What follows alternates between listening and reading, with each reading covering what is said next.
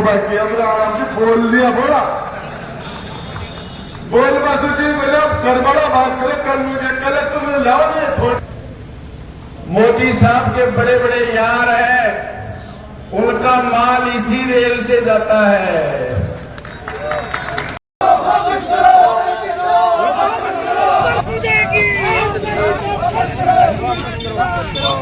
हमारा जिला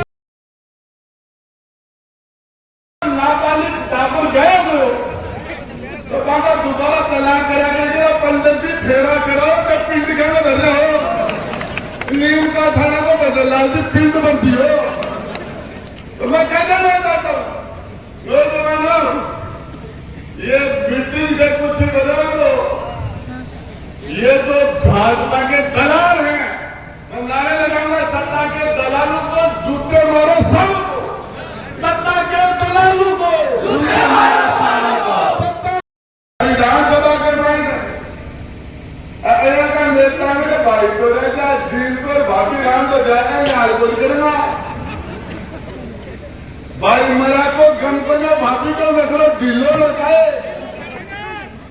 सरपंच का इस्तीफा दे रहे सुरेश जी मोदी ने अरे कलेक्टर ने दो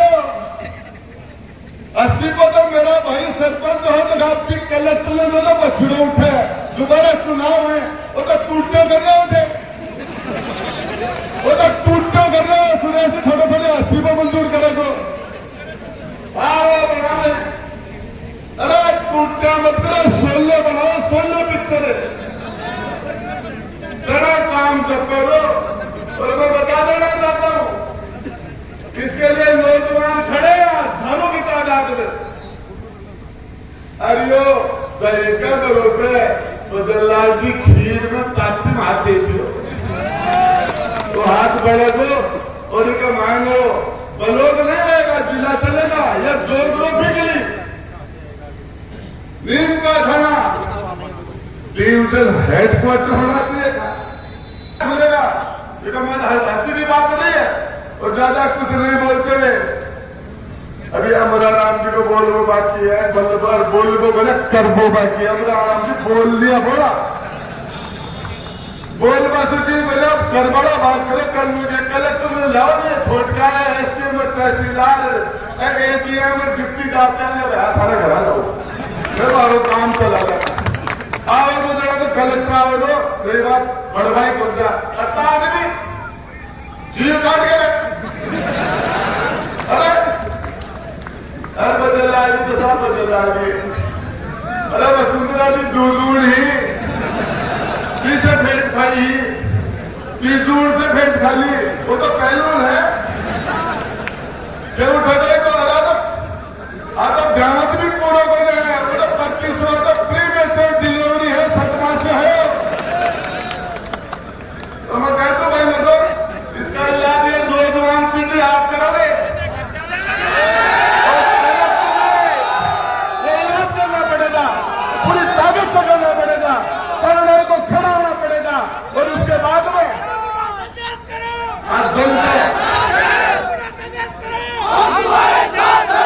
जनता माँ बाप है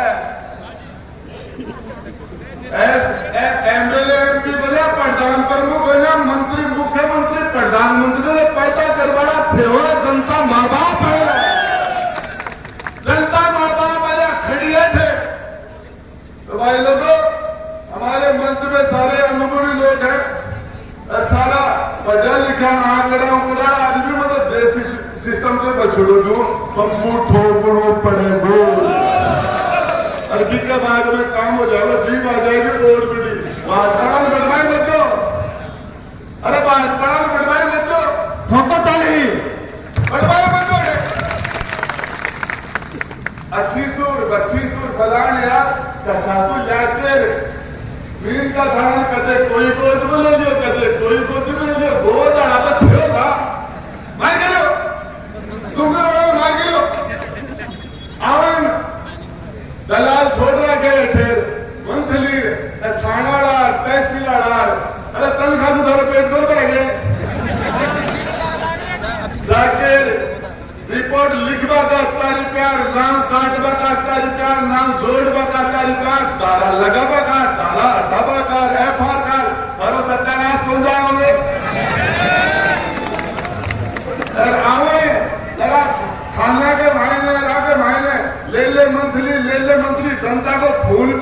हरो सत्यानाश कौन जाएगा?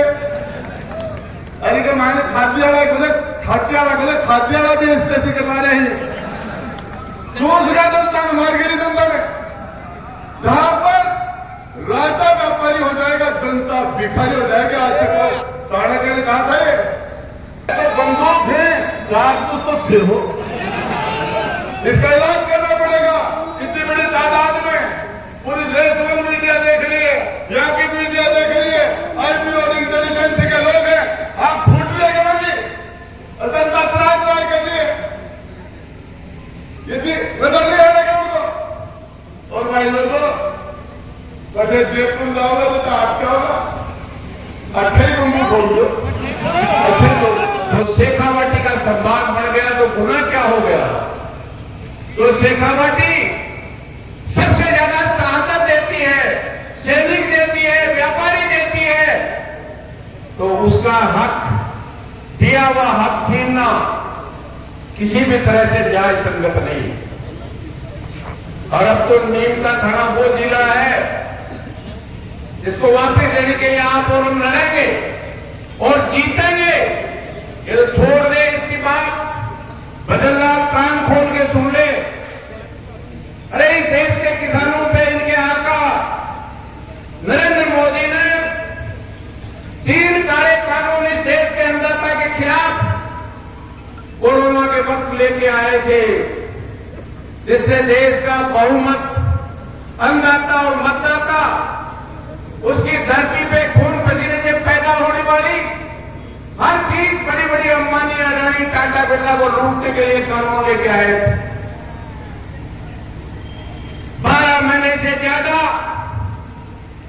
इस देश का तमाम अन्नदाता, चाहे 500 से ज्यादा जिनके झंडे अलग थे, डंडे अलग थे, नेता अलग थे, लेकिन सबकी समस्या एक थी, ये काले कानून रहे तो देश का अन्नदाता नहीं रहेगा, इन कंपनियों का मजदूर हो जाएगा। आप आश्चर्य करोगे, 700 से ज्यादा किसान शहादत दी।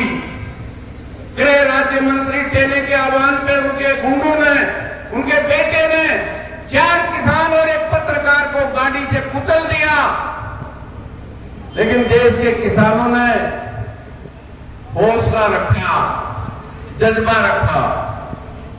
इसलिए भजनलाल जी, जहां से पर्ची आई है उनको पूछ लो, 12 महीने के बाद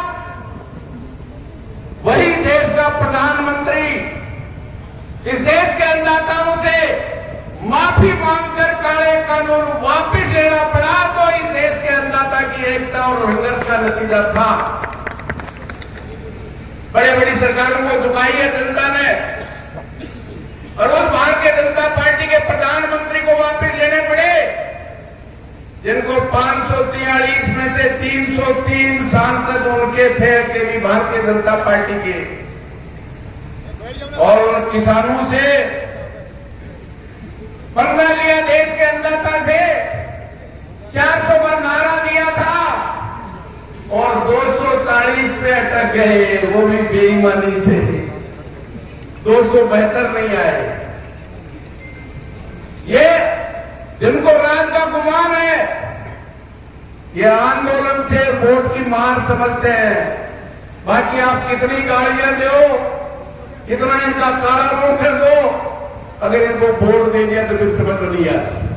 इसलिए निश्चित रूप से संघर्ष ही एकमात्र रास्ता है, और संघर्ष निश्चित रूप से जवानों का जोश भी चाहिए और अनुशासन भी चाहिए।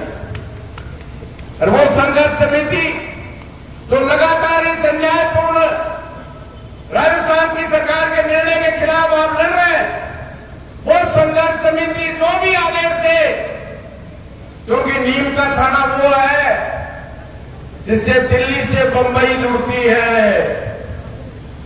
मोदी साहब के बड़े बड़े यार हैं, उनका माल इसी रेल से जाता है। और मोदी जी जिस राजधानी में रहते हैं, हर निर्माण कार्य इस नीम का थाना की ग्रिड से बनता है, उसके अलावा नहीं बनता है। हमें विधानसभा भी चलेगी, लोकसभा भी चलेगी।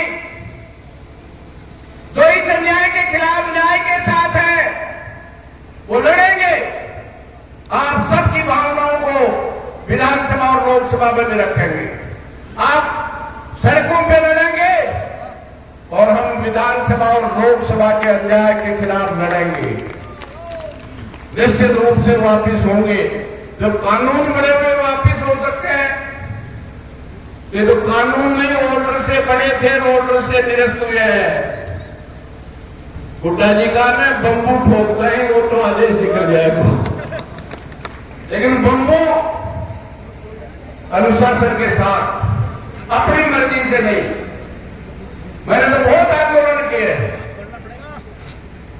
वसुंधरा जी के खिलाफ, गहलोत जी के खिलाफ भी राजस्थान की विधानसभा को 4 घंटे तक दरवाजे बंद किए थे। चाहे कर्जा माफी का सवाल, 163 की वसुंधरा, एक भी विधायक अमराराम भी नहीं था। 10 दिन की तपस्या के बाद जब सरकार वार्ता करने के लिए तैयार नहीं थी तो हमने आह्वान किया, अब रास्ते जाम होंगे 10 दिन बाद। अब कुछ साथी कह रहे थे आज ही जाम कर दो, तैयारी से होता है। 3 दिन चक्का जाम के बाद 4 मंत्रियों ने लिख के दिया, फिर बदल गए। हमने कहा 22 फरवरी को हम राजस्थान की विधानसभा घेरने के लिए राजस्थान का किसान आएगा। जब हम जयपुर में घुसे जालसू में, तो मेरे को नहीं, तमाम जयपुर की तरफ जाने वालों को गिरफ्तार करके जेलों में डाल दिया गया। लेकिन 2 दिन बाद में उसी सरकार ने झक मार के बगैर किसी जमानत के सब 700 लोगों को छोड़ना भी पड़ा और कर्जा भी माफ करना पड़ा, संघर्ष के कारण, किसी सरकार की घोषणा के कारण नहीं।